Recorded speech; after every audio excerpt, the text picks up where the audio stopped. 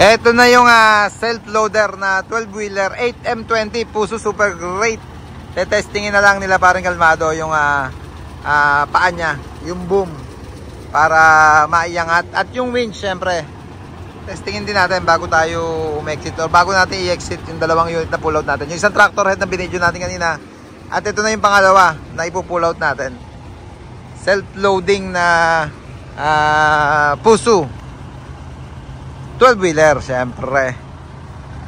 Ikutin muna natin para makita natin yung mga ilaw pag pull out. Pre, ayun, naka-park light naman pala.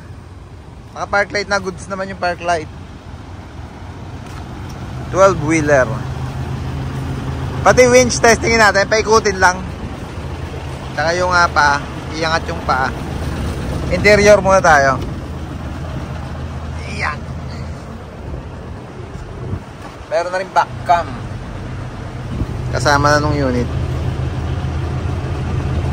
Naka-PT ulit, kaya pala ayaw mag-rev.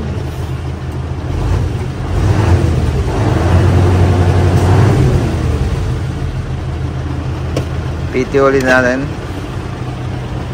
Yan, naka-engage na yung PT, oh. Testingin muna na itukod, itaas yung boom, yung paa. Okay naman. Okay na, gumalaw naman na. Pero yung winch, paikutin lang.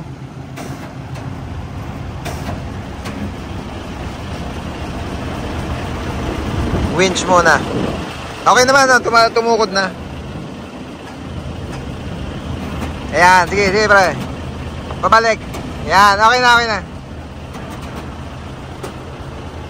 Ready to go na tayo. Iuwi na natin. Isang 12-wheeler at isang tractor head.